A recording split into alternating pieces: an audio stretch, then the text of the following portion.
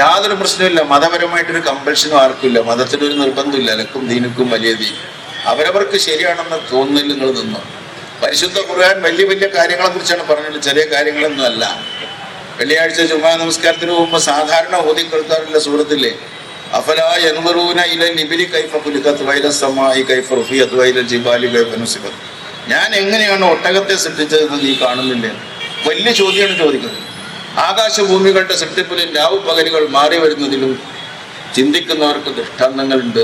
അമ്മ യതസാഅലൂന അനിൻ നബാഇൽ അദീം അല്ലദീ ഹും ഫീഹി മുഖ്തലിഫൂൻ കല്ലാ സയഅലമൂന സുമ്മ കല്ലാ സയഅലമൂൻ അലം നജ്അലിൽ അർള മിഹാദ വൽ ജിബാല ഔതാദ വഖലഖനാകും അസ്വാജ വജഅൽനാ നൗമകും സുബാത വജഅൽനാ ലൈല ലിബാസ വജഅൽനാ നഹാറ മഹാസ. എന്താണ് ആ സത്യനിഷേധികൾ ചോദിച്ചുകൊണ്ടിരിക്കുന്നത്? അവർക്കിടയിൽ അഭിപ്രായ വ്യത്യാസം ഉണ്ടാക്കിയ കാര്യങ്ങളെ കുറിച്ചാണ്. ഞാൻ നിങ്ങൾക്ക് ഇതുപോലെ ഭൂമിയെ സൃഷ്ടിച്ചു തന്നില്ലേ, കത്തിച്ചൊലിക്കുന്ന ഒരു വിളക്കുണ്ടാക്കി തന്നില്ലേ, മേഘമാളികളിൽ നിന്ന് മഴ തരുന്നില്ലേ, ഫലവൃക്ഷത്തോട്ടങ്ങൾ മുളപ്പിച്ചു വരുന്നില്ലേ, എന്നിട്ടും എന്താണ് നിങ്ങൾ ചോദിക്കുന്നത്? വലിയ കാര്യങ്ങളാണ് ചോദിക്കുന്നത്. നമ്മൾ പക്ഷേ പല കാര്യങ്ങളും ആലോചിച്ച് ജുമായതൊന്നും കഴിഞ്ഞിട്ടിയാണ്. ഒട്ടകം എങ്ങനെയായാലും നമുക്ക് കുഴപ്പമില്ല, അടിയന്തരമായിട്ട് വീട്ടിൽ പോയി ബീഫും ചോറും അടിക്കണം എന്ന് വിചാരിക്കണം. അപ്പോൾ എന്തുകൂടെ ഇത് ഇതിന് കൈപ്പറ്റില്ല, എങ്ങനെയെങ്കിലും ആയിക്കോട്ടെ പോലെ ഞാൻ പോകുന്നതാണ്. ഒട്ടകം എങ്ങനെ സൃഷ്ടിച്ച് നമ്മൾ ആലോചിക്കുന്നില്ല. അതുപോലെ വലിയ കാര്യങ്ങളാണ് ഖുർആനൊക്കെ പറയുന്നത്. അതുപോലെ വലിയ കാര്യങ്ങളാണ് യേശു പറയണത്, ബൈബിളിൽ പറയണേ അല്ലേ? ജെറൂസലേമേ ജെറൂസലേമേ, നിന്റെ നേർക്ക് അയച്ചിരിക്കുന്നവരെ കല്ലെറിയുകയും പ്രവാചകന്മാരെ കൊല്ലുകയും ചെയ്യുന്നവളെ, നിനക്ക് ആ കഷ്ടം. കോഴി തന്റെ ചിറകിൻ കീഴിൽ കുഞ്ഞുങ്ങളെ ചേർക്കും പോലെ നിന്റെ മക്കളെ ചേർത്ത് കൊള്ളുവാൻ എനിക്ക് എത്ര വട്ടം മനസ്സായിരുന്നു, പക്ഷേ നിനക്കോ മനസ്സായില്ല. നിന്റെ ആത്മാവ് ശൂന്യമായി തീരുന്ന. നിന്റെ മക്കളെ ചേർത്ത് പിടിക്കാൻ, അവരെ സംരക്ഷിക്കാൻ എനിക്ക് എത്ര വട്ടം മനസ്സായിരുന്നു, ഞാൻ എത്ര പറഞ്ഞു, പക്ഷെ നിനക്ക് മനസ്സായില്ല, നീ ഞാൻ തയ്യാറായി വന്നില്ല. അതുകൊണ്ട് നിന്റെ ആത്മാവ് ശൂന്യമായി തീരുന്ന അല്ലേ? അതുപോലെ വലിയ കാര്യങ്ങൾ തന്നെയാണ് ഈ വേദഗ്രന്ഥങ്ങളും ഉപനിഷത്തുകളും ഒക്കെ പറയുന്നത്. അഗ്നിമീളയ പുരോഹിതം യജ്ഞസ്യ ദേവമൃത്യുജം ഗോദാരം രത്നദാതമം എന്നാണ് ഋഗ്വേദം എന്ന് പറഞ്ഞ ലോകത്തിലെ എഴുതപ്പെട്ട ആദ്യത്തെ ഗ്രന്ഥം. 6000 കൊല്ലങ്ങൾക്ക് മുമ്പ് എഴുതി വെച്ച ഒന്നാമത്തെ വരിയാണ്. ഈ കരിക്കട്ടകളെ പോലും അഗ്നിയായി ജ്വലിപ്പിക്കുവാൻ സാധിക്കുന്ന, രത്നത്തെ പോലെ പ്രകാശിപ്പിക്കുവാൻ സാധിക്കുന്ന ഓം പൂർണ്ണമത പൂർണ്ണമിതം പൂർണ്ണാത് പൂർണ്ണമുദച്യതേ പൂർണ്ണസ്യ പൂർണ്ണമാദായ പൂർണ്ണമേവാവശിഷ്യതേ. ബ്രഹ്മം അദൃശ്യമാണ്, പ്രപഞ്ചം ദൃശ്യമാണ്. അദൃശ്യമായ ബ്രഹ്മത്തിൽ നിന്ന് ദൈവം, അദൃശ്യമായ ബ്രഹ്മത്തിൽ നിന്ന് ദൃശ്യമായ പ്രപഞ്ചം ഉണ്ടായി. അദൃശ്യമായ ബ്രഹ്മത്തിൽ നിന്ന് ദൃശ്യമായ പ്രപഞ്ചം ഉണ്ടായതിനു ശേഷവും ബ്രഹ്മം പണ്ടേ പോലെ പൂർണ്ണം, അതിലൊന്നും കുറവില്ല. കാരണം എന്താ? ദൈവം പൂർണ്ണനാണ്. ദൈവം പൂർണ്ണനാണ്. എവിടെ കുഴപ്പം? എന്ത് കുഴപ്പം നിങ്ങൾ പറയണം? ഒരു തെറ്റും ആരും തമ്മിലില്ല. എല്ലാവരും സ്നേഹത്തിനും സന്തോഷത്തിനും കഴിയും. നമ്മൾ ഒരുമിച്ച് നിന്നാൽ രാഷ്ട്രീയത്തിന് വേണ്ടി, അധികാരത്തിന് വേണ്ടി, സമ്പത്തിന് വേണ്ടി ജനങ്ങളെ തമ്മിലടിപ്പിക്കുകയാണ്. മതത്തിന്റെ പേരിലുള്ള പൗരത്വം ഒരു രാജ്യത്തുമില്ല, ഉണ്ടാകാൻ പാടില്ല. എല്ലാ മതവിശ്വാസികളും ഓരോ രാജ്യം ഉണ്ടാക്കി പോയാൽ ക്രിസ്ത്യാനികൾ 300 കോടി ഉണ്ട്.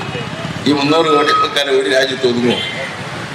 ലോകത്താകെ 300 കോടി ക്രൈസ്തവരുണ്ട്, 130 കോടി മുസ്ലിങ്ങളുണ്ട്. 3 കൊല്ലാണ് യേശുക്രിസ്തു ഈസാ നബി അലൈഹി സ്വലാം നുബുവത്ത് കിട്ടിയിട്ട് പ്രബോധനം നടത്തിയിട്ട് 3 കൊല്ലാണ്. പ്രവാചകൻ മുഹമ്മദ് നബി സല്ലല്ലാഹു അലൈഹി വസല്ലം തങ്ങൾ 23 കൊല്ലാണ്. നമുക്ക് 130 കോടി ആൾ ഇപ്പോൾ കൂടെ ഉണ്ട്. മറ്റവർക്ക് 300 കോടി ആൾക്കാരുണ്ട്. ഈ ഹിന്ദുക്കൾക്ക് 91 കോടി ആൾക്കാരുണ്ട് ലോകത്ത്. അതിലൊക്കെ നമ്മൾ ന്യൂനപക്ഷം ഭൂരിപക്ഷം ഒക്കെ നോക്കിയിട്ട് എന്താ കാര്യം? ഒരാൾ പോലും, ഗാന്ധിജിതാ പറഞ്ഞത്, അവസാനത്തെ ആളിന്റെ കണ്ണുനീര് പോലും തുടക്കലാണ് ലക്ഷ്യം. അതിനാണ് ഭരണഘടന, അതിനാണ് സ്വാതന്ത്ര്യം എന്നാണ്. സമസ്ത ലോകവും ജീവജാലങ്ങളും സുഖമായിരിക്കട്ടെ, എല്ലാവരും ജീവജാലങ്ങളും പക്ഷിമൃഗാദികളും വൃക്ഷലതാദികളും ഒക്കെ സുഖമായിരിക്കട്ടെ. അയം നിജ പരോവേദി ഗണന ലഘുചേതസാം ഉദാര ചരിതാനാം തു വസുദൈവ കുടുംബകം എന്നാണ്. സ്വജനമെന്നോ അന്യനെന്നോ മനുഷ്യരെ വേർതിരിച്ച് കാണുന്നവൻ അല്പനാണ്, എല്ലാവരെയും ഒരുപോലെ കാണുന്നവനാണ് ഉത്തമൻ എന്നാണ് ഹിന്ദുമതം പറയുന്നത്. എന്താണ് ഇസ്ലാം? എന്താണ് ഇസ്ലാം? തൊപ്പിയാണോ? തലീക്കെട്ടാണോ? താടിയാണോ? നടപ്പാണോ? ഇരിപ്പാണോ? കാണുമ്പോൾ അസ്സലാമു അലൈക്കും, വലൈക്കും അസ്സലാം, മാഷാ അല്ലാഹ്, ഇൻഷാ അല്ലാഹ്, ഖൈറാക്കട്ടെ, ജസാഖല്ലാഹ് ഖൈർ, റാഹത്തല്ലേ എന്ന് ചോദിക്കലാണോ ഇസ്ലാം? അതുകൊണ്ട് ഇസ്ലാം ആവോ? ഇസ്ലാം എന്ന് പറഞ്ഞാൽ തൗഹീദാണ്. ദൈവം ഒന്നാണെന്നാണ് അതിൻ്റെ തുടക്കം. ഒരു ദൈവം, ആ ദൈവം സൃഷ്ടിക്കുന്നു, പരിപാലിക്കുന്നു, മരിപ്പിക്കുന്നു, പുനരുജ്ജീവിപ്പിക്കുന്നു. അതിനെല്ലാത്തിനും കഴിയുന്ന രക്ഷയും ശിക്ഷയൊക്കെ ഉള്ള ഒരു ദൈവം. അള്ളാഹു ഏകനാണ്. അത് കഴിഞ്ഞ ബാക്കിയൊക്കെ അതിൻ്റെ ഡീറ്റെയിൽസ് ആണ്. തൊപ്പി നിലപ്പാവ് ഏർപ്പാടൊക്കെ അതിൻ്റെ ഡീറ്റെയിൽസ് ആണ്. അള്ളാഹു ഏകനാണ്. അതാണ് ഇസ്ലാം. ആ ഏകനായ ദൈവം സൃഷ്ടിക്കുന്നു, പരിപാലിക്കുന്നു, മരിപ്പിക്കുന്നു, പുനരുജ്ജീവിപ്പിക്കുന്നു അല്ലേ? അതാണ് ഇസ്ലാം. ഏതൊന്നിൽ നിന്നാണോ ജീവജാലങ്ങളെല്ലാം പിറന്നത് കൊണ്ട് അവയെല്ലാം ഏതൊന്നിലാണോ പുലരുന്നത്, പിന്നീട് അവയെല്ലാം ഏതൊന്നിലാണോ വിലയം പ്രാപിക്കുന്നത്, അതാണ് ബ്രഹ്മം എന്നാണ് തൈത്തിരീയ ഉപനിഷത്ത് പറഞ്ഞത്. അപ്പൊ ഞാനീ പറഞ്ഞ അതിട്ട് എന്താ വ്യത്യാസം? ഹിന്ദുക്കൾക്ക് ഒരുപാട് ക്ഷേത്രങ്ങളുണ്ട്. അവർക്ക് ശുചീന്ദ്രനുണ്ട്, രാമേശ്വരുണ്ട്, ശ്രീരംഗുണ്ട്, കുംഭകോണുണ്ട്, മൂടബിദ്രിയുണ്ട്, ചിത്രാളുണ്ട്, മധുര മീനാക്ഷി ഉണ്ട്, തഞ്ചാവൂർ ബൃഹദീശ്വരുണ്ട്, കൽക്കത്തയിലെ കാളി ക്ഷേത്രമുണ്ട്, കാശി വിശ്വനാഥ ക്ഷേത്രമുണ്ട്, ശബരിമലയുണ്ട്. അവിടെയൊക്കെ ഓരോ തരത്തിലുള്ള ആരാധനയുണ്ട്. തിരുവനന്തപുരത്ത് അനന്ത പത്മനാഭൻ കിടക്കുവാണ്, ശബരിമലയിൽ സ്വാമി ഇരിക്കുകയാണ്. ഓരോ സ്ഥലത്തും ഓരോ മാതിരിയുള്ള ക്ഷേത്രങ്ങൾ, ഓരോ മാതിരിയുള്ള ആരാധനകളുണ്ട്. അതിൻ്റെ അർത്ഥം അവർക്ക് ഒരുപാട് ദൈവങ്ങളുണ്ടെന്നല്ല, വേദങ്ങളാണ് അതിൻ്റെ അടിസ്ഥാന തത്വം. വേദങ്ങളാണ് ഋഗ്വേദം, യജുർവേദം, സാമവേദം, അഥർവവേദം. ഈ വേദങ്ങളിലെല്ലാം പറയുന്നത് ഏകയേവ ഏകയേവ ഏകയേവ എന്ന് ആവർത്തിച്ച് പറയാം. ഒന്ന് മാത്രമേ ഉള്ളൂ, രണ്ടില്ലാത്ത വിധം ഒന്നാണ്, മൂന്നില്ലാത്ത വിധം ഒന്നാണ്, നാലില്ലാത്ത വിധം ഒന്നാണ്. ഇങ്ങനെ പറഞ്ഞുകൊണ്ടിരിക്കുക 10 തവണ. 10 ഇല്ലാത്ത വിധം ഒന്നാണെന്ന് ഉറപ്പിക്കാൻ വേണ്ടി. ദൈവം ഒന്നാണ്. പിന്നെ എന്താണ് പല തരത്തിലുള്ളത്? ഞാൻ ഇങ്ങോട്ട് വരുമ്പോൾ ഞാനൊരു യാത്രികനായിരുന്നു, ഇപ്പം ഞാനൊരു പ്രഭാഷകനാണ്. ഞാൻ മടങ്ങി എൻ്റെ വീട്ടിലേക്ക് ചെന്നാൽ ഭാര്യയ്ക്ക് ഞാൻ ഭർത്താവാണ്, മക്കൾക്ക് ഞാൻ അച്ഛനാണ് അല്ലെങ്കിൽ ബാപ്പയാണ്. മക്കൾ എന്നെ ബഹുമാനിക്കുന്നത് ബാപ്പ എന്നുള്ള മനോഭാവത്തിലാണ്, ഭാര്യ എന്നെ ബഹുമാനിക്കുന്നത് ഭർത്താവ് എന്ന നിലയിലാണ്. നിങ്ങൾക്ക് ആർക്കെങ്കിലും വല്ല ബഹുമാനം എന്നോടുണ്ടെങ്കിൽ ഒരു പ്രഭാഷകൻ എന്ന നിലയിലാണ്, അല്ലേ? യാത്രികനാകുമ്പോൾ എൻ്റെ കൂടെ യാത്ര ചെയ്യുന്നവർക്ക് ഒരു സഹയാത്രികനോടുള്ള റെസ്പെക്റ്റ് എനിക്കുണ്ട്. പക്ഷേ ഇതെല്ലാം ഞാൻ തന്നെയാണ് സഹോദരന്മാരെ. ഈ അച്ഛനും ഈ ഭർത്താവും ഈ പ്രഭാഷകനും ഈ യാത്രികനും ഒക്കെ എന്നെ ഖാദർ തന്നെയാണ്, വ്യത്യാസമില്ല. അതുപോലെ ദൈവത്തിന്റെ വ്യത്യാസപ്പെട്ട ജോലികൾക്കനുസരിച്ച് അതിന്റെ വ്യത്യാസപ്പെട്ട വിഗ്രഹങ്ങൾ ഉണ്ടാക്കി ഹിന്ദുക്കൾ അവിടെ ആരാധിക്കുന്നു. ആ ഓംകാരനാഥം ഓം എന്ന് പറയും, നമ്മൾ ആമീൻ എന്ന് പറയുന്നു, ക്രിസ്ത്യാനികൾ ആമേൻ എന്ന് പറയുന്നു, നമ്മൾ അൽഹംദുലില്ലാ അൽഹംദുലില്ലാ എന്ന് പറയുന്നു, ക്രൈസ്തവർ ഹല്ലേലൂയ ഹല്ലേലൂയ എന്ന് പറയുന്നു. ഒന്ന് ഹീബ്രു ആണ്, മറ്റേത് അറബിയാണ്. ഒരു വ്യത്യാസമില്ല, എല്ലാവരും ഒന്ന് തന്നെ ചെയ്യണം, എല്ലാവരും ഒന്ന് തന്നെയാണ് പറയുന്നത്. എല്ലാവരുടെ ആഗ്രഹം ഒന്നാണ്, സമാധാനപരമായിട്ട് ജീവിക്കണം എന്നാണ്. 56 പുസ്തകമാണ് മത്തായി എഴുതിയ സുവിശേഷം, മാർക്കോസ്, ലൂക്കോസ്, യോഹന്നാൻ എഴുതിയ സുവിശേഷങ്ങൾ, ഉൽപ്പത്തി, വെളിപാട്, ജെറേമിയ, യഹസ്കേൽ, യാക്കൂബ്, സഭാപ്രസംഗി, പിന്നെ ദിനവൃത്താന്തം, രാജാക്കന്മാർ, ഉത്തമഗീതങ്ങൾ, വിലാപം എന്ന് പറഞ്ഞ 66 പുസ്തകം. അവന്മാര് ഒന്ന് പഠിച്ചില്ലെങ്കിൽ നമുക്ക് ഒന്ന് തന്നെ പഠിക്കാത്ത നമുക്ക് അവർ 66 പഠിക്കാത്തതിന് കുറ്റം പറയാൻ പറ്റില്ല. അപ്പൊ അവർക്ക് അതൊന്നും സത്യത്തിൽ അറിഞ്ഞില്ല. ഹൈന്ദവ സഹോദരന്മാരുടെ കാര്യം അതിലേറെ കഷ്ടമാണ്. ഒരു നാഷണൽ പെർമിറ്റ് ലോറി ഇവിടെ കൊണ്ട് നിർത്തിയിട്ട് അവരെ പുസ്തകം കയറ്റാൻ തുടങ്ങിയാൽ ആ ലോറി നിറഞ്ഞതിന് ശേഷം ഒരു ഓട്ടോറിക്ഷകളുടെ പുസ്തകം കൊണ്ട് ബാക്കിയുണ്ടാവും. ബൃഹദാരണ്യകം, ഉപനിഷത്ത്, വേദങ്ങൾ, ഇതിഹാസങ്ങൾ, പുരാണങ്ങൾ, സ്മൃതികൾ, ശ്രുതികൾ, ഇതെല്ലാം കൂടി ഒരുപാടുണ്ട്. അപ്പോൾ അവരിതൊക്കെ പഠിക്കാത്തതിന് അത് കുറ്റം പറയാൻ പറ്റും. ഞാൻ ഇത് പറയാൻ കാരണം ഞാൻ കുറച്ച് മുമ്പ് ഈ ആലങ്ങാട് എന്ന് പറയുന്ന സ്ഥലത്ത് എറണാകുളം ജില്ലയിൽ ഒരു മീറ്റിങ്ങിന് പോയി. അവിടെ ഒരു മുസ്ലിം ലീഗുകാരൊക്കെ ജില്ലാ പഞ്ചായത്തിലേക്ക് ജയിച്ചു. അതിൻ്റെ കഷ്ടകാലം എനിക്കതുകൊണ്ട് അതുവരെ പോകേണ്ടി വരും. അവൻ തോറ്റിരുന്നെങ്കിൽ ഞാൻ അവിടെ പോകണേ. അവൻ ജയിച്ച് അവൻ സ്വീകരണം കൊടുത്തപ്പോൾ മലപ്പുറത്ത് വന്ന് എന്നെ വിളിച്ചോണ്ട് പോയി. ഞാൻ പറഞ്ഞു, പൊന്നു സുഹൃത്ത്, ഞാൻ ഇത്ര ദൂരെ യാത്ര ചെയ്ത് കരുനാഗപ്പള്ളിക്ക് പിന്നെ വന്നതുപോലെ പിന്നെ ഞാൻ ഇങ്ങനെ ബുദ്ധിമുട്ടി എന്തിനാണ് എറണാകുളത്ത് വന്നത് എന്ന് ചോദിച്ചു. കരുനാഗപ്പള്ളിക്ക് വന്നത് ഞാൻ എന്തിനാ അങ്ങോട്ട് വരുന്നത്? അപ്പോൾ അയാൾ പറഞ്ഞു, പിന്നെ ഖാദർക്ക് അവിടെ ധാരാളം ക്രിസ്ത്യാനികളുള്ള സ്ഥലമാണ്, 75%. 25% ഹിന്ദു മുസ്ലിമും കൂടി ഉണ്ട്. എന്നിട്ടും അവരൊക്കെ എനിക്കാണ് വോട്ട് തന്നത്, ഞാനാണ് ജയിച്ച്. അതുകൊണ്ട് എൻ്റെ ഒരു സ്വീകരണമാണ്. ക്രിസ്ത്യാനികൾക്കൊക്കെ പറ്റിയ രീതിയിൽ രണ്ടു പേർക്ക് സംസാരിക്കാൻ നിങ്ങളെ നല്ലതെന്ന് വിചാരിച്ച് വിളിച്ചാണ് എന്നെ കൊണ്ടുപോയി. അപ്പം ഞാനത് ബഹുമാനിച്ച്, അദ്ദേഹത്തെ ബഹുമാനിച്ച് ഞാനവിടെ പോയി പ്രസംഗമൊക്കെ തുടങ്ങി. കുറച്ച് കഴിഞ്ഞപ്പോൾ വളരെ സ്നേഹത്തോടു കൂടി സൗഹാർദ്ദ പ്രതിനിധികളായിട്ട് പൗലോസ് മാഷുണ്ട്, ത്രേസ്യാമ്മ ടീച്ചറുണ്ട്, ആന്റണി ചെറിയാനുണ്ട്, അവരൊക്കെ സ്റ്റേജിലുണ്ട്. ലീഗിലല്ലെങ്കിലും UDF-ന്റെ ഒക്കെ ആൾക്കാരായിട്ടുണ്ട്. അപ്പൊ ഞാൻ എന്തായാലും അദ്ദേഹത്തെ ബഹുമാനിച്ച് അവരെയൊക്കെ ബഹുമാനിച്ച് പറഞ്ഞു, തീർച്ചയായും യേശുക്രിസ്തു പാപികളെ രക്ഷിക്കുവാൻ ലോകത്തിലേക്ക് വന്നവനാകുന്നു, ശത്രുക്കളെ സ്നേഹിപ്പിന് ഉപദ്രവിക്കുന്നവർക്ക് വേണ്ടി പ്രാർത്ഥിപ്പിൻ. എന്തെന്നാൽ സ്വർഗസ്ഥനായ നമ്മുടെ പിതാവ് നീതിമാന്മാരുടെ മേലും നീതി കെട്ടവരുടെ മേലും തന്റെ സൂര്യനെ ഉദിപ്പിക്കുകയും നല്ലവരുടെ മേലും ചീത്തവരുടെ മേലും തന്നെ മഴ വർഷിപ്പിക്കുകയും ചെയ്യുന്നുവല്ലോ. അതുകൊണ്ട് സ്വർഗസ്ഥനായ പിതാവിനെ പോലെ നാമുമായി തീരുവാൻ ശത്രുക്കളെ സ്നേഹിപ്പിന് ഉപദ്രവിക്കുന്നവർക്ക് വേണ്ടി പ്രാർത്ഥിപ്പിൻ. മത്തായി 5-ാം അധ്യായത്തിന്റെ 44-ാമത്തെ വചനം. ഇങ്ങനെയൊക്കെ ഞാൻ പറഞ്ഞു കഴിഞ്ഞപ്പോൾ ഈ ഭക്തന്മാർക്കൊക്കെ ഭയങ്കര തൃപ്തി. ആ യോഗം കഴിഞ്ഞൊരു വീട്ടിൽ ഊണ് കഴിക്കാൻ വേണ്ടി എല്ലാവരും കൂടി പോയപ്പോൾ ഈ പൗലോസ് മാഷ് എന്നോട് ചോദിക്കുകയാണ്, അല്ല സാറേ, സാർ ഇപ്പോൾ പറഞ്ഞതൊക്കെ ആ പുസ്തകത്തിലുള്ളതാണെങ്കിൽ അതൊന്ന് വായിക്കണോ? ഏത് പുസ്തകം? ബൈബിള്. അതിപ്പോ പൗലോസ് മാഷ് ഇവിടെ ഇല്ലാത്തതുകൊണ്ട് എനിക്കിത് പറയാം. പക്ഷെ നിങ്ങളെല്ലാവരും സ്ഥിതി അത് തന്നെയാണ്. പറ്റുമെങ്കിൽ ആ പുസ്തകം ഒന്ന് നിങ്ങൾ വായിക്കണം എന്നേ പറയണ്ടേ. ഏത് നമ്മളെ പുസ്തകം? അപ്പോ അത്രയുള്ള മുസ്ലിങ്ങൾക്ക് ഇതൊന്നും. അപ്പൊ അതുകൊണ്ട് എന്താ ഗുണം? നമ്മളിങ്ങനെ വിഡ്ഢികളായാലുള്ള ഗുണം എന്താ? നരേന്ദ്രമോദിക്ക് അമിത്ഷാക്കാണ് ഗുണം. അവർക്ക് മുസ്ലിങ്ങളെയും ഹിന്ദുക്കളെയും തമ്മിലടിപ്പിക്കാൻ എളുപ്പം സാധിക്കും. അവർ കുറി നോക്കിയിട്ടും വേഷം നോക്കി, അതല്ലാണ് പറഞ്ഞത്. കപ്പട നോക്കിയാൽ അറിയാം. നരേന്ദ്രമോദി പറഞ്ഞില്ലേ, വസ്ത്രം നോക്കിയാൽ അറിയാം ആരാണ് പ്രക്ഷോഭത്തിൽ ഇറങ്ങിയത്. മുസ്ലിം കുട്ടികൾ കണ്ടിട്ട് ഇല്ലേ? അവിടെ വസ്ത്രം നോക്കിയാൽ നമുക്ക് പ്രധാനമന്ത്രി ആരാന്ന് മനസ്സിലാവും. കാരണം എന്താ? മഹാത്മാഗാന്ധി അല്ലാന്ന് മനസ്സിലായല്ലോ. മഹാത്മാഗാന്ധിക്ക് തുണിയാണെങ്കിൽ ഇയാൾക്ക് വോട്ടാണല്ലോ അല്ലേ? ഹിന്ദുക്കളും മുസ്ലിങ്ങളൊക്കെ നിങ്ങൾ പോയി നോക്കി. ഞാൻ പോത്തൻകോട് ശാന്തിഗിരി ആശ്രമത്തിൽ പോയിട്ടുണ്ട് ഒരു പരിപാടിക്ക്, ഒരു സർവ്വമത സമ്മേളനത്തിന് വേണ്ടിയിട്ട്. അവിടെ ചെന്നപ്പോൾ എല്ലാവരും ഉമ്രയ്ക്ക് എന്ന മാതിരി എടുത്തോ ഒരു മുണ്ടും പൊതിച്ചിരിക്കുക. അതുപോലെ തന്നെ ഞാൻ പ്രജാപിത ബ്രഹ്മകുമാരിയുടെ ലോക ആസ്ഥാനമായിട്ടുള്ള മൗണ്ട് ആബുവിൽ പോയിട്ടുണ്ട്, രാജസ്ഥാൻ.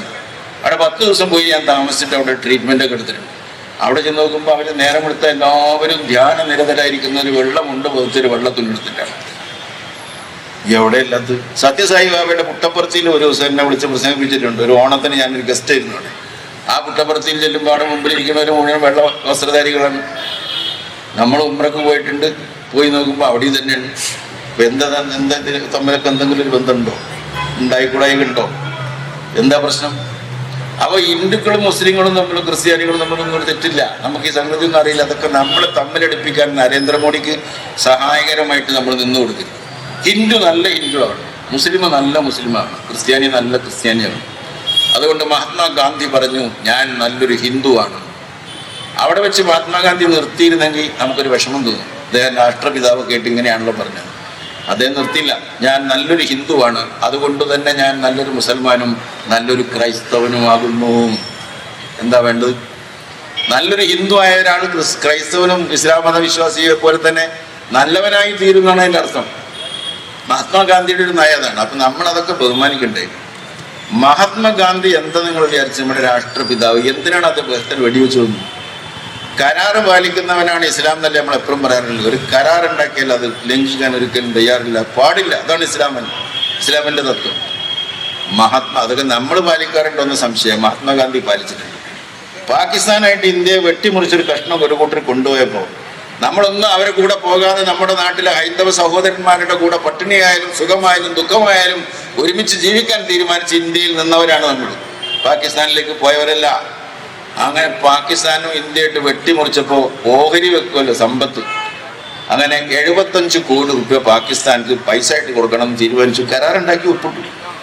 പത്തായും കസേരയും മേശയൊക്കെ അങ്ങോട്ട് ഇങ്ങോട്ട് പങ്കുവെച്ച് കൊണ്ടുപോയപ്പോൾ 75 കോടി പണമായിട്ട് അവർക്ക് കൊടുക്കണം തീരുമാനിച്ചു. 20 കോടി കൊടുത്തുള്ളൂ അന്നത്തെ ഗവൺമെന്റ്, നെഹ്റുവിൻ്റെ ഗവൺമെന്റ്. 20 കോടി കൊടുത്തപ്പോഴേക്ക് തന്നെ അവർ നമ്മളെ ആൾക്കാരായിട്ട് തമ്മിൽ തർക്കവും ആളുകൾ കൊല്ലലും ഹിന്ദു മുസ്ലിമും അതിർത്തി സംഘർഷവും വർഗീയ കലാപം വന്നപ്പോൾ നമ്മളായാലും ഒരു നാട്ടുമര്യാദ അനുസരിച്ച് ഇനി അവന് പൈസ കൊടുക്കണ്ടെന്ന് തീരുമാനിക്കില്ലേ? ശത്രുവല്ലേ അവർ. അങ്ങനെ നെഹ്റു ഗവൺമെന്റിനും പൈസ കൊടുക്കണോ വേണ്ടേ എന്നുള്ള കാര്യത്തിൽ ഒരു തർക്കത്തിൽ മഹാത്മാഗാന്ധി പറഞ്ഞു ഞാൻ സത്യാഗ്രഹം കിടന്ന് മരിക്കുന്നത്. ആ 55 കോടി ഇപ്പോൾ പാകിസ്ഥാന് കൊടുക്കണം. എന്തിനു കൊടുക്കണം? പാകിസ്ഥാൻ ശത്രു രാജ്യമല്ലാത്തതുകൊണ്ടല്ല, നിങ്ങൾ എഴുതിപ്പോയി. കരാറാണ്, കരാറ് പാലിക്കണം. അതുകൊണ്ട് 55 കോടി പാകിസ്ഥാന് കൊടുക്കണമെന്ന് പറഞ്ഞ് സത്യാഗ്രഹം ഇരുന്നാണ് മഹാത്മാഗാന്ധി. പിന്നെ എങ്ങനെ RSS കൊല്ലാണ്ടിരിക്കുക? അത് മുസ്ലിങ്ങൾക്ക് വേണ്ടി പറഞ്ഞതല്ല, കരാറ് പാലിക്കുന്നതിന് വേണ്ടി. അദ്ദേഹത്തിന്റെ സത്യസന്ധത കൊണ്ട്, അഹിംസ കൊണ്ട്, ദൈവവിശ്വാസിയായത് കൊണ്ട് അദ്ദേഹം പറഞ്ഞതാണ്. ആ ഇന്ത്യയിലാണ് നമ്മൾ ജീവിക്കുന്നത്. നമ്മൾ എത്ര സ്നേഹത്തിലും സൗഹാർദ്ദത്തിലുമാണ് എത്ര നൂറ്റാണ്ടുകളായിട്ട് നമ്മളിവിടെ കഴിയുക. എത്ര നൂറ്റാണ്ടുകളായിട്ട് സഹസ്രാബ്ദങ്ങളായി നമ്മൾ കഴിയുക. ഇന്ത്യ ഒരു ബഹുസ്വര രാജ്യമാണ്. വ്യത്യാസപ്പെട്ട ആചാരങ്ങളും അനുഷ്ഠാനങ്ങളും ജാതിയും മതവും ഒക്കെ കൂടിയിട്ട് 6427 ജാതി, 29 സംസ്ഥാനങ്ങളും 8 യൂണിയൻ ടെറിട്ടറികളും ഇന്ത്യയിലുണ്ട്. അതുകൊണ്ട് ഈ വിഷയം ഒരു മുസ്ലിം വിഷയമേ അല്ല. It's not a question of Muslims. അത് അഭിമാനകരമായ മുസ്ലിം സമുദായത്തിന്റെ അഭിമാനകരമായ അസ്തിത്വത്തിന് വേണ്ടിയാണ് ഞാൻ ഈ പാർട്ടി ഉണ്ടാക്കിയതെന്ന് ഖായിദ മില്ലത്ത് മുഹമ്മദ്. ഇപ്പൊ ഇന്ത്യയുടെ സ്ഥിതി എന്താ? ഇപ്പൊ നമുക്ക് അസ്തിത്വം തന്നെ, existence is being questioned, existence is being threatened, challenged. അസ്തിത്വം തന്നെ ഇല്ലാണ്ടായാൽ പിന്നെ അഭിമാനത്തിന്റെ പ്രശ്നമുണ്ടോ? അപ്പൊ അഭിമാനം വിട്ടിട്ട് അസ്തിത്വം സംരക്ഷിക്കാനുള്ള ശ്രമത്തിലാണ് ഇപ്പൊ നമ്മൾ ഏർപ്പെട്ടത്. ഇത് ഒരു പഴയ മാതിരിയല്ല. ഇപ്പൊ വിവരമുള്ള ആൾക്കാരാണ്, വിദ്യാഭ്യാസമുള്ളവരാണ്, നിങ്ങളെല്ലാം നല്ലവരാണ്. നമ്മുടെ ചെറുപ്പക്കാർക്കൊക്കെ നല്ല വിവരമുണ്ട്, അവരെല്ലാം ഉഷാറായി വന്നിരിക്കണം. അതുകൊണ്ട് ഈ സമരം നമുക്ക് ജയിച്ചേ പറ്റൂ. നരേന്ദ്രമോദിയും അവരുടെ പാർട്ടിയും അവരുടെ മുന്നണി അത്ര ചെറുതാണെന്ന് നിങ്ങൾ കരുതണ്ട. അവർക്ക് അമേരിക്കൻ ചാരസംഘടനയായ CIA പിന്തുണയുണ്ട്, ഇസ്രായേലിലെ മൊസാദിന്റെ പിന്തുണയുണ്ട്, അവർക്ക് ഈ പറഞ്ഞ സകല മുതലാളിമാരെയും പിന്തുണയുണ്ട്, കോർപ്പറേറ്റ് ഭീമന്മാരുടെ പണമുണ്ട്. സമ്പത്തുണ്ട്, ഒരുപാട് നേതാക്കന്മാരുണ്ട്, സൗകര്യങ്ങളുണ്ട്. പട്ടാളത്തിന് നെഹ്റു പ്രധാനമന്ത്രിയായിരുന്ന കാലത്ത് കരസേന, വ്യോമസേന, നാവികസേന, 3 സേന, 3 തലവന്മാര്. എന്തിനാ നെഹ്റു അങ്ങനെ വെച്ചത്? ഒരു തലവനും വെക്കാണ്ടിരുന്ന ഇവർ തമ്മിൽ യോജിക്കാതിരിക്കാൻ വേണ്ടിയാ, ഇവർ തമ്മിൽ കൂടിയാലോചന നടക്കാണ്ടിരിക്കാൻ വേണ്ടിയാ, ജനാധിപത്യം നഷ്ടപ്പെടാതിരിക്കാനാണ്, പട്ടാളക്കാർക്ക് അധികാരം പിടിച്ചെടുക്കാതിരിക്കാൻ വേണ്ടിയാ. അദ്ദേഹം ഇപ്പൊ ചെയ്ത പണിയുണ്ടെങ്കിൽ ബിപിൻ റാവത്ത് അദ്ദേഹത്തിനെ പിടിച്ച് സർവ്വ സൈന്യാധിപനാക്കി വെച്ചു. അദ്ദേഹത്തിന്റെ ഇപ്പോഴത്തെ യോഗ്യത, റിട്ടയറായി, അദ്ദേഹത്തിന്റെ ഇപ്പോഴത്തെ യോഗ്യത അദ്ദേഹം പറഞ്ഞാൽ കേൾക്കുന്നത് മാത്രമാണ്. അപ്പൊ ഒരാളോട് പറഞ്ഞാൽ ഇപ്പൊ പട്ടാളത്തിന് എന്ത് വേണമെങ്കിലും ഏത് വഴിക്കും നയിക്കാൻ നരേന്ദ്രമോദിക്ക് സാധിക്കും. അതിനുള്ള പണിയാൾ എടുത്തു കഴിഞ്ഞു. ഇതൊക്കെ നിങ്ങൾ അറിയുന്നുണ്ടോ? ഇതുപോലുള്ള കാര്യങ്ങളൊക്കെ അദ്ദേഹം ചെയ്തു കഴിഞ്ഞു, പ്രവൃത്തികൾ ചെയ്തു കഴിഞ്ഞു. നീതി ആയോഗ് കൊണ്ടുവന്നു, പ്ലാനിംഗ് കമ്മീഷൻ പിരിച്ചുവിട്ടു, ആളുകൾക്ക് ഭക്ഷണം കൊടുക്കുന്നില്ല, തൊഴിലില്ല, 27% തൊഴിലില്ലായ്മ വർദ്ധിച്ചു. കഷ്ടപ്പാടാണ്. അത് ഹൈന്ദവ സഹോദരന്മാർക്ക് വേണ്ടിയല്ല, മുസ്ലിങ്ങൾക്ക് വേണ്ടിയല്ല, ഇന്ത്യക്കാർക്ക് വേണ്ടിയല്ല, ഒരു വിഭാഗം മുതലാളിമാർക്ക് വേണ്ടി മാത്രമാണ്. ഇത് തന്നെയാണ് ഹിറ്റ്ലറും ചെയ്തത്. നിങ്ങൾ ജനാധിപത്യമാണെന്ന് വിചാരിച്ച് ഭൂരിപക്ഷത്തിന്റെ അഭിപ്രായമൊക്കെ ശരിയാണെന്ന് കരുതി നിങ്ങളിപ്പോൾ ഇവിടെ അനൗൺസ് ചെയ്തിട്ടുണ്ടോ ജനാധിപത്യ വിശ്വാസികളെ കൂട്ടമായി അണിനിരക്കുകയും. നിങ്ങൾക്കൊരു സമാധാനം, ജനാധിപത്യത്തെ വിശ്വസിച്ച പ്രശ്നം തീർന്നു. ആ ജനാധിപത്യത്തിനല്ലേ ചങ്ങാതിമാരെ ഈ നരേന്ദ്രമോദിയെ വോട്ട് ചെയ്യിപ്പിച്ചെടുത്തത്? നിങ്ങൾ ജനാധിപത്യം എപ്പോഴും ശരിയാ. നിങ്ങളൊരു 15 ആള് യോഗം ചേർന്നിട്ട് ഒരാളെ കൊല്ലാൻ തീരുമാനിക്കുക, 14 ആള് ഭൂരിപക്ഷത്തോട് കൂടും. അത് ജനാധിപത്യം. ഭൂരിപക്ഷം ഉണ്ടല്ലോ, ഒന്നുകൂടെ കൊല്ലാൻ പറ്റുമോ? അതിനൊരു നീതി ഉണ്ടാവണം, അതിനൊരു ധർമ്മം ഉണ്ടാവണം. ഭൂരിപക്ഷ പ്രകാരം തീരുമാനം എടുക്കാന്ന് പഞ്ചായത്ത് ബോർഡ് യോഗം കൂടി പ്രസിഡന്റിനെ കൊല്ലാൻ ബാക്കി മെമ്പർമാർ ഒരുമിച്ച് തീരുമാനിച്ച പ്രസിഡന്റിനെ കൊല്ലാൻ പറ്റുമോ? ജനാധിപത്യമാണ്, ഭൂരിപക്ഷ ബോർഡ് തീരുമാനമാണ്. സെക്രട്ടറിക്ക് നടപ്പിലാക്കേണ്ടി വരില്ല, പ്രസിഡന്റിനെ കൊല്ലേണ്ടി വരില്ലേ? അങ്ങനെയല്ല ജനാധിപത്യം. ജനാധിപത്യത്തിൻ്റെ ഒരു നീതി വേണം. ആകാൻ ഉള്ള സ്വാതന്ത്ര്യമാണ് ജനാധിപത്യം. വ്യത്യസ്തത പുലർത്താനുള്ള, നിങ്ങൾക്ക് വ്യത്യസ്തത പുലർത്താനുള്ള, തനിമ പുലർത്താനുള്ള, മുസ്ലിമിന് മുസ്ലിമായും, ഹിന്ദുക്കൾക്ക് ഹിന്ദുവായും, ക്രിസ്ത്യാനിക്ക് ക്രിസ്ത്യാനിയായും, മലയാളിക്ക് മലയാളിയായും, തമിഴിന് തമിഴനായും ജീവിക്കുവാനുള്ള വ്യത്യാസങ്ങൾ നിലനിർത്തുമ്പോൾ മാത്രമേ ജനാധിപത്യം ഉണ്ടാവൂ. യേശുവിനെ പിടിച്ചു കൊണ്ടുപോയി കുരിശിൽ തറക്കാൻ വേണ്ടി പിലാത്തോസ് എന്ന് പറയുന്ന ന്യായാധിപന്റെ കോടതിയിൽ ഹാജരാക്കിയപ്പോൾ പിലാത്തോസ് സംസാരിച്ചപ്പോൾ യേശു ഒരു തെറ്റും ചെയ്തിട്ടില്ല എന്ന് ജഡ്ജിന് മനസ്സിലായി. യേശു ഒരു തെറ്റും ചെയ്തിട്ടില്ല. അപ്പോൾ എങ്ങനെങ്കിലും അദ്ദേഹത്തിനൊന്ന് വെറുതെ വിടണമെന്ന് അദ്ദേഹം ആഗ്രഹിച്ചു. ജനം കോടതിന് മുമ്പിൽ കൂടി നിൽക്കുകയാണ്. ഇന്നത്തെക്കാൾ വലിയ ജനാധിപത്യമാണ്. അപ്പോൾ യേശു ചോദിച്ചു അവിടെ കൂടിയിരുന്ന ആൾക്കാരോട്, ഇന്നത്തെ ദിവസം ഒരു ക്രിമിനൽ കുറ്റവാളിയെ വിട്ടയക്കാനുള്ള അധികാരം എനിക്കുണ്ട്. ബാറബ്ബാസ് എന്ന് പറയുന്ന ഒരു ദുഷ്ടൻ ഇവിടെ ജയിലിൽ കിടക്കുന്നുണ്ട്, അവനെ വിടണോ ഞാൻ യേശുവിനെ വിടണോ? ജനാധിപത്യം ആർത്തു പിടിച്ചാൽ തരും. യേശുവിനെ ക്രൂശിക്കുക, ബാറബ്ബാസിനെ വിട്ടയക്കുക. ആ ഒച്ചയാണ് ഇപ്പോഴും കേൾക്കുന്നത്. അപ്പൊ ജനാധിപത്യം എന്ന് പറഞ്ഞാൽ അതൊക്കെ ശരിയാന്ന് വിചാരിക്കണ്ട. ജനാധിപത്യത്തിലൂടെയാണ് ഹിറ്റ്ലർ അധികാരത്തിൽ വന്നത്. ഞാൻ ജനാധിപത്യത്തെ ഭയപ്പെടുന്ന ആളാണ്. കാരണം എന്താണ്? ജനാധിപത്യത്തിലൂടെ ഏകാധിപത്യത്തിലേക്ക് ഒരു വഴിയുണ്ട് എന്നുള്ളതുകൊണ്ടാണ്. എല്ലാ ജനാധിപത്യം ശരിയല്ല. ജനങ്ങൾ നിങ്ങൾ പറഞ്ഞ കാര്യമൊക്കെ ചെയ്തോളൊന്നുമില്ല. അതിന് മൂല്യാധിഷ്ഠിതമായിട്ടുള്ള ജനാധിപത്യം വേണം. നമ്മളെല്ലാവരും യോഗ്യരായെങ്കിൽ മാത്രമേ ജനാധിപത്യം യോഗ്യമാകൂ. നമുക്കെല്ലാവർക്കും തിരിച്ചറിവും വിവേകം ഉണ്ടാകുമ്പോഴേ ജനാധിപത്യം നന്നാവുള്ളൂ. അപ്പോഴേ നമ്മൾ അർഹതപ്പെട്ട രീതിയിലുള്ള തെരഞ്ഞെടുപ്പ് നടത്തുള്ളൂ. ഇപ്പം അതല്ല നടക്കുന്നത്. അതാണ് പ്രശ്നം. ഹൈന്ദവ സഹോദരന്മാരെ ഒരു കാരണവശാലും കുറ്റപ്പെടുത്തരുത്. അവരിൽ മഹാഭൂരിപക്ഷവും നമ്മളെ പക്ഷത്താണ്. അവരാണ് മതേതരത്വം സംരക്ഷിക്കുന്നത്. നമുക്ക് എല്ലാവരും ഇതിൽ വേണം. ഇതിൽ നിങ്ങൾ രാഷ്ട്രീയം നോക്കാൻ പാടില്ല, ജാതി നോക്കാൻ പാടില്ല, മതം നോക്കാൻ പാടില്ല. മാർക്സിസ്റ്റ് പാർട്ടി, പ്രതിപക്ഷം, ഭരണകക്ഷി ഞങ്ങൾ ഒരുമിച്ച് പ്രമേയം നിയമസഭയിൽ പാസ്സാക്കി എന്ന് പറഞ്ഞാൽ ആ പ്രമേയത്തെ ഗവർണർ നിരാകരിച്ചുകൊണ്ടിരിക്കുകയാണ്. പിന്നെ നമ്മൾ മനസ്സിലാക്കേണ്ട ഒരു സംഗതി എന്ന് വെച്ചാൽ, ഇന്ത്യ രാജ്യത്ത് ഹൈന്ദവ സഹോദരന്മാരെ നമ്മൾ വിശ്വസിക്കണം. ആ ഹൈന്ദവ സഹോദരന്മാരാരും BJP അല്ല. നിങ്ങൾ അവരെ അങ്ങോട്ട് ആട്ടി ഓടിക്കരുത്. ആവശ്യത്തിലേറെ ചാടി വീണിട്ട് ഇന്ത്യയിലെ ഹൈന്ദവ സഹോദരന്മാരെ മുഴുവൻ BJPയുടെയും RSSലേക്കും ആട്ടി ഓടിക്കരുത്. ഇന്ത്യയിൽ 79.8% ഹിന്ദുക്കളാണ്. 2011 കണക്കനുസരിച്ച് ഇപ്പൊ അതിലേറെ ഉണ്ടാവും. അന്ന് 14% മുസ്ലിങ്ങളാണ്, 13.4% മുസ്ലിങ്ങളാണ്, 2.6% ക്രൈസ്തവരാ, 1.2% ബുദ്ധമതസ്ഥരാ, 1% താഴെ ജൈന മതസ്ഥര 2011. അപ്പോ ഇന്ത്യയിലെ മഹാഭൂരിപക്ഷം വരുന്ന ഹിന്ദുക്കള് അവരാരും നമുക്കെതിരല്ലല്ലോ, അവരാരും BJPക്കാരല്ലല്ലോ, അവര് മതേതരത്വം ഇവിടെ നിലനിർത്തിയവരാണല്ലോ. മുസ്ലിങ്ങൾ മുഴുവൻ വിചാരിച്ചാൽ മതേതരത്വം നിൽക്കൂല, ക്രിസ്ത്യാനികൾ മാത്രം വിചാരിച്ചാൽ നിൽക്കൂല, ഹിന്ദുക്കൾ വിചാരിച്ചെങ്കിലും മതേതരത്വം നിലനിർത്തും. അതുകൊണ്ട് ഇന്ത്യ രാജ്യം ഉണ്ടായ കാലം തൊട്ട് ഇന്ത്യയിൽ മതേതരത്വം നിലനിർത്തിക്കൊണ്ടിരിക്കുന്നതിൽ മഹാഭൂരിപക്ഷവും ഹൈന്ദവ സഹോദരന്മാരാണ്. അവരെയാണ് നമുക്ക് വേണ്ടത്. അവർ വിചാരിച്ചാൽ തന്നെ വാസ്തവത്തിൽ എന്ത് സംഭവിക്കുള്ളൂ? മതേതരത്വത്തെ ഇന്ത്യയിൽ കണ്ണിലെ കൃഷ്ണമണി പോലെ കാത്തു സൂക്ഷിച്ച നല്ലവരായ ഹൈന്ദവ സഹോദരന്മാരോട് നമുക്ക് സ്നേഹവും നന്ദിയും അവർ നമ്മുടെ ആവശ്യങ്ങൾക്ക് വേണ്ടി അത് ശക്തമായി പോരാടിക്കൊണ്ടിരിക്കുകയാണ്. കാരണം നമ്മുടെ ആവശ്യം മാത്രമല്ല, മുസ്ലിങ്ങളെ പീഡിപ്പിച്ചു കഴിഞ്ഞാൽ പിന്നെ ക്രിസ്ത്യാനികളുടെ നേരെ തിരിയും, ക്രിസ്ത്യാനികളുടെ കഴിഞ്ഞാൽ കമ്മ്യൂണിസ്റ്റുകാരുടെ നേരെ തിരിയും. അവർക്ക് ഇഷ്ടമില്ലാത്ത സംശയിക്കപ്പെടുന്ന സകലരുടെയും നേരെ ഈ നിയമം അവർ കർശനമായിട്ട് നടപ്പിലാക്കും. അപ്പോൾ ഇന്ത്യ രാജ്യത്ത് പണ്ഡിറ്റ് ജവഹർലാൽ നെഹ്റു ആദ്യത്തെ first prime minister of India, അത് കഴിഞ്ഞ് നമുക്ക് ഗുൽസാരിലാൽ നന്ദ, ലാൽ ബഹദൂർ ശാസ്ത്രി, ഇന്ദിരാഗാന്ധി, രാജീവ് ഗാന്ധി, മൻമോഹൻ സിംഗ് വരെയുള്ള ആളുകൾ ഇന്ത്യയിൽ പ്രധാനമന്ത്രിമാരായി. അവരൊക്കെ മതേതര ശക്തികളായിരുന്നു, അവരൊക്കെ മുസ്ലിങ്ങളാണ്, അവരൊക്കെ അന്യ സമുദായക്കാരല്ലേ. എന്നിട്ട് നമുക്ക് വല്ല പ്രശ്നം ഉണ്ടായിരുന്നു? ഒരു പ്രശ്നമില്ല എന്ന് മാത്രമല്ല, മുസ്ലിം സഹോദരന്മാരുടെ വൈ.വി. ചന്ദ്രചൂഡ് 1986 സുപ്രീം കോടതി ജഡ്ജിയായിരുന്ന സമയത്തൊരു നിയമം പാസ്സാക്കിയിരുന്നു. മുസ്ലിം വിവാഹമോചിതയായ മുസ്ലിം സ്ത്രീകളുടെ അവകാശത്തെക്കുറിച്ചുള്ള ഒരു നിയമം പാസ്സാക്കിയിരുന്നു. ആ ഷാബാനു കേസിൽ അവർക്ക് ഈ 125-ാം വകുപ്പാണ്, CRPCയിൽ 125-ാം വകുപ്പ് ബാധകമാകുന്നത്. അപ്പൊ അതിനെതിരായി ബനാത്തോല സാഹിബ് ഇന്ത്യൻ പാർലമെന്റിൽ ഒരു ബില്ല് അവതരിപ്പിച്ചു. ഞങ്ങൾക്ക് ഈ നിയമം, ഈ സുപ്രീം കോടതി വിധിയെ മറികടക്കണം. അന്ന് രാജീവ് ഗാന്ധിയാണ് ബനാത്തോലയോട് പറഞ്ഞത്, ഈ നിയമം നിങ്ങൾ കൊണ്ടുവരണ്ട, ഞാൻ കൊണ്ടുവരാം. അങ്ങനെയാണ് അദ്ദേഹം തന്നെ നേരിട്ടൊരു നിയമം ഉണ്ടാക്കി വിവാഹമോചിതയായ മുസ്ലിം സ്ത്രീകളുടെ അവകാശങ്ങളെ സംബന്ധിച്ച് ഒരു നിയമം ഉണ്ടാക്കിയത്. ഇപ്പൊ കേരളം ഭരിക്കുന്നത് പിണറായി വിജയനാണ്. അദ്ദേഹം മതപരമായിട്ട് ലിസ്റ്റ് പ്രകാരം ഹിന്ദുവാണ്, വിശ്വാസം ഉണ്ടോ ഇല്ല എന്നുള്ളത് വേറെ കാര്യം. പക്ഷേ നമുക്കെന്താ പ്രശ്നം? നമ്മളാരെങ്കിലും പറഞ്ഞ ഇവിടെ മുസ്ലിം മുഖ്യമന്ത്രിയാണ്, നമുക്കെന്താ പിണറായി വിജയൻ ആയതുകൊണ്ട് കുഴപ്പം? നിങ്ങൾക്ക് എന്താണ് ഇവിടെ രാമചന്ദ്രൻ MLA ആയതുകൊണ്ട് കുഴപ്പം? ഇവിടെ കോവൂർ കുഞ്ഞുമോൻ ആയതുകൊണ്ട് എന്താ കുഴപ്പം? വിജയപിള്ള ആയതുകൊണ്ട് എന്താ കുഴപ്പം? അതൊക്കെ മുസ്ലിങ്ങളാണ്. നമുക്ക് വേണ്ടി മാത്രമല്ല, നമുക്ക് വേണ്ടി ഈ രാജ്യം മുഴുവൻ ഉണർന്ന് പ്രവർത്തിക്കുകയാണ്. നമുക്ക് വേണ്ടി മാത്രമല്ല, ഭരണഘടനാ സംരക്ഷണത്തിന് വേണ്ടിയാണ്.